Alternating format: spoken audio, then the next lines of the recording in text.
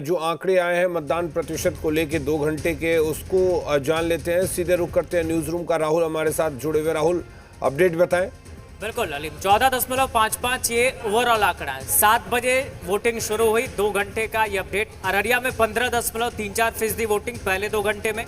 अरवल में 14.87% वोटिंग हुई है, 9 बजे तक का आंकड़ा है। औरंगाबाद में 15.43% वोटिंग 9 बजे तक हुई है। बांका में 15.14%। जहानाबाद की बात कर लेते हैं, 13.81% वोटिंग हुई है। जमुई में 15.77% वोटिंग 9 बजे तक हुई है। अररिया में 15.34%, ये हम बता रहे हैं। अरवल की बात अगर करें, 14.87% वोटिंग हुई है। औरंगाबाद में 15.43% वोटिंग हुई है। बांका की अलीम बात करते हैं तो 15.14% वोटिंग हुई है। भागलपुर की भी बात कर रहे हैं। तमाम जो आंकड़े हैं 9 बजे तक के, वो ग्राफिक्स के जरिए भी हम दिखा रहे हैं, दर्शक देख भी पा रहे होंगे और मैं बता भी रहा हूँ। औरंगाबाद 15.43%, इसके अलावा बांका 15.14%। तो ये डिटेल में आंकड़े हैं सुबह 9 बजे तक के, और इस आंकड़े को बेहतर माना जा सकता है अलीम, क्योंकि पिछली बार से ज्यादा ये आंकड़े हैं। अगर 9 बजे तक की बात करें तो वोटर्स में उत्साह है और लगातार वो बूथों पर पहुंच रहे हैं और अपने मताधिकार का इस्तेमाल कर रहे हैं। अलीम, चलिए राहुल, बहुत शुक्रिया तमाम जानकारी देने के लिए, तमाम अपडेट देने के लिए। तो एक बेहतर मतदान प्रतिशत निकल कर सामने आ रहा है, खासकर कोसी सीमांचल बेल्ट का जो है इलाका, वहाँ पर ये मतदान प्रतिशत काफ़ी उत्साहित करने वाला है। राय तपन हमारे साथ जुड़े हुए हैं। जिस तरीके से पहले चरण में मतदान प्रतिशत के रिकॉर्ड टूटे, अभी जो आंकड़े निकल कर सामने आ रहे हैं, खासकर उन इलाकों में जो बिहार के पिछड़े इलाके कहे जाते हैं, जहां पर कहा जाता है कि सबसे ज़्यादा पलायन है, वहां पर इस तरह के आंकड़े क्या कह रहे हैं? देखिए, जी न्यूज़ के जी मीडिया के जो संवाददाता जो दिखा रहे हैं, उनमें मगध की अपेक्षा सीमांचल में मतदान का प्रतिशत अधिक दिखाई पड़ रहा है। और चुनाव आयोग ने भी बताया है, 2 घंटे का जो आंकड़ा दिया है, तो एक अनुमान मुझे लग रहा है कि जो दूसरे चरण का मतदान का जो शाम को जो अंतिम रिपोर्ट आएगी, वो शायद 70% का आंकड़ा छू सकता है, क्योंकि ये बहुत बड़ा आंकड़ा होगा, प्रथम चरण से भी आगे होगा। क्योंकि वोटिंग पैटर्न, जब वोटिंग भीड़ जो उमड़ रही है, उनमें महिलाओं की भीड़ सबसे ज़्यादा दिख रही है। अब महिलाएं किनको देना चाहती है? क्या शराब के मुद्दे पर प्रशांत किशोर कहते हैं कि शराब की बंदिश हम हटा देंगे, और एनडीए गठबंधन का कहना है कि नहीं, शराब बंदी आगे भी लागू रहेगी। तो शराब को लेकर महिलाओं में जो एक उनके मन में जो शराबी पतियों के प्रति जो घबराहट, परेशानी या नाराज़गी है, वो कहीं ना कहीं पिछली बार के चुनाव में मिला। इसके अलावा 1.25 करोड़ के आसपास, आपको याद होगा कि चुनाव से ठीक पहले 10-10 हज़ार रुपये महिलाओं के बैंक खाते में ट्रांसफ़र हुए। क्या उसका इम्पैक्ट दिख रहा है? लेकिन इसमें महिलाओं में 2 तरह का वर्ग भी दिखाई पड़ रहा है, जो सरकार बदलना भी चाहती है, क्योंकि कई लोगों को उसमें विकास की बात तो आ रही थी, लेकिन कुछ लोग शिक्षा और बेरोजगारी की जब बात कर रहे थे, तो कहीं ना कहीं इशारा लग रहा था कि महागठबंधन की ओर है। कड़ी टक्कर दिखाई पड़ रही है। और दिल्ली में जो ब्लास्ट हुआ, उसका भी इम्पैक्ट थोड़ा बहुत पड़ सकता है। ये जो क्राउड दिख रही है, परसेंटेज अच्छा दिख रहा है, उसमें हो सकता है कि चुनाव आयोग ने जो नया पैटर्न निकाला, जो मृत व्यक्ति हैं उनके नाम हटाए गए, जो लोग बिहार में नहीं रहते हैं, किसी अन्य प्रांत में रहते हैं, उनका भी नाम वोटर लिस्ट से हटाया गया। तो जो एक्चुअल वोटर हैं वो बिहार में यदि हैं, ठीक है, उसका परसेंटेज निकला। लौटेंगे। एक बड़ी खबर का इस वक्त रुख कर लेते हैं, और दिल्ली ब्लास्ट से जुड़ी ये बड़ी खबर है। गृह मंत्रालय में 11 बजे अहम बैठक होगी। गृह मंत्री अमित शाह बैठक की अध्यक्षता करेंगे। दिल्ली पुलिस के अधिकारी इस मीटिंग में शामिल होंगे, इस बैठक में शामिल होंगे। आईबी, एनआईए और अन्य विभागों के अधिकारी भी इस बैठक में मौजूद रहेंगे।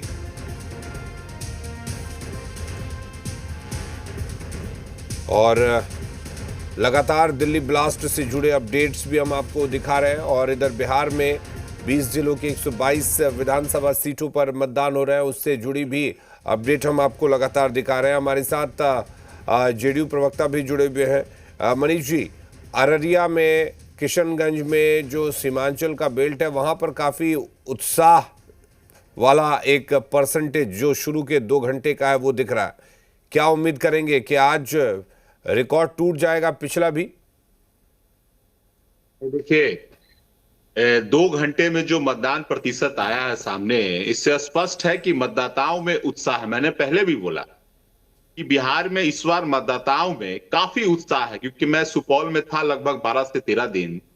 जो मैंने देखा, मैं आदरणीय नीतीश कुमार जी के प्रति, आदरणीय नरेंद्र मोदी जी के प्रति, आदरणीय चिराग पासवान जी, मांझी जी, कुशवाहा जी, इन सबके प्रति जो मतदाताओं में जो उत्साह, तो इसलिए वोटर घर से निकल रहे हैं और मतदान केंद्र पर जा रहे हैं और वोट कर रहे हैं।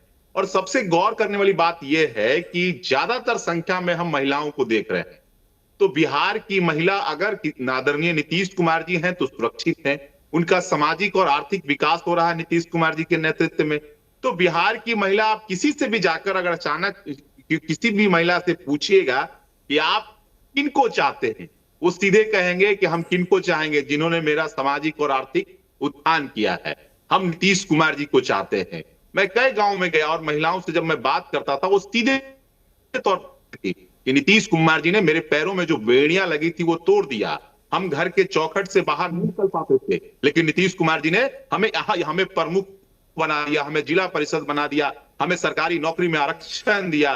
तो इसलिए हम फिर से नीतीश कुमार जी के साथ हैं। तो आज अगर जो ये लंबी लंबी कतार महिलाओं की दिख रही है, इसका लेकिन मतलब मनीष जी, स्पष्ट है कि नीतीश जी ने महिलाओं के पांव में लगी बेड़ियां तो तोड़ दी, लेकिन जो युवा हमारे बाहर हैं, दूसरे राज्यों के मजदूर कहलाते हैं, उनको कब लेकर आएंगे नीतीश जी? 20 साल हो गए और कितना वक्त चाहिए नीतीश जी को? बिल्कुल, मैं आपको बता दूं कि बिल्कुल ही जो पहले का प्रतिशत था और आज का प्रतिशत में बिल्कुल ये कमी आई है। जो बिहार हमें मिला था, आप भी जानते हैं, कुछ बिहार में था क्या? इंफ्रास्ट्रक्चर के नाम पर जीरो, ना सड़क, ना बिजली, ना स्कूल, ना इंजीनियरिंग कॉलेज, ना मेडिकल कॉलेज। बिहार एकदम खंडर था।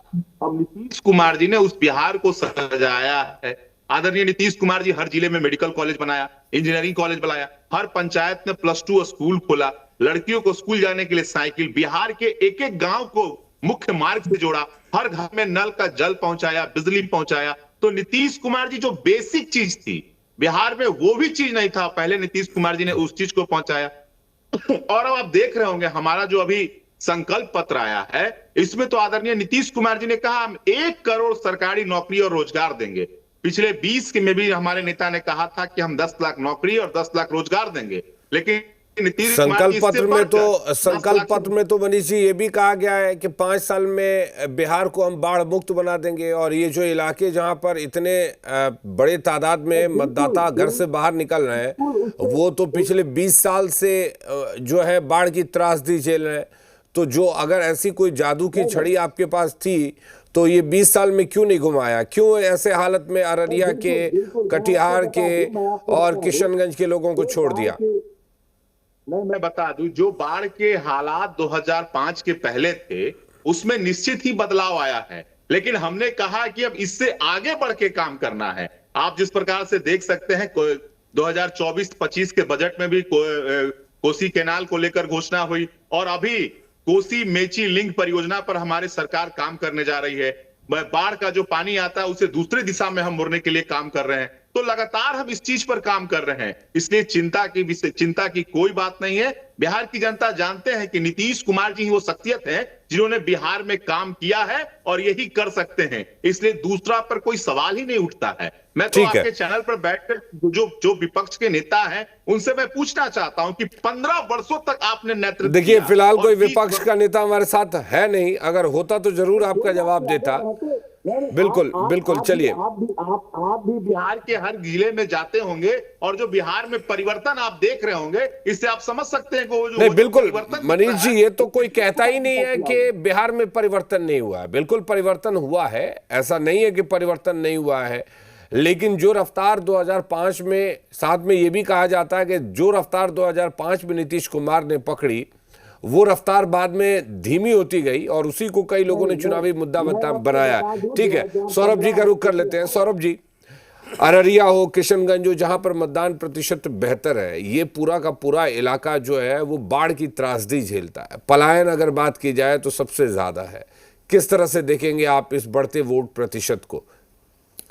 देखिए, ये जो इलाके हैं इसमें एक जो मुस्लिम वोटर की बात नज़रअंदाज की जा रही है, वो एक बड़ा मैटर वो भी रखेगी यहाँ पर, क्योंकि देखिए इस बार जब तेजस्वी यादव जी ने मांझी खुद को मुख्यमंत्री घोषित किया था और उप मुख्यमंत्री जो है साहनी साहब को घोषित कर लिया था, तो वहाँ पर सीधा तीखा प्रहार असदुद्दीन ओवैसी की तरफ से जो है वो आरजेडी के ऊपर था कि क्या आप इतनी बड़ी परसेंटेज आबादी जो मुस्लिमों की आबादी है वो जो है वीआईपी पार्टी से जो उनकी कास्ट है उस जाति के लोग हैं, मल्लाह जाति के लोग हैं, उनसे कई गुना ज़्यादा है।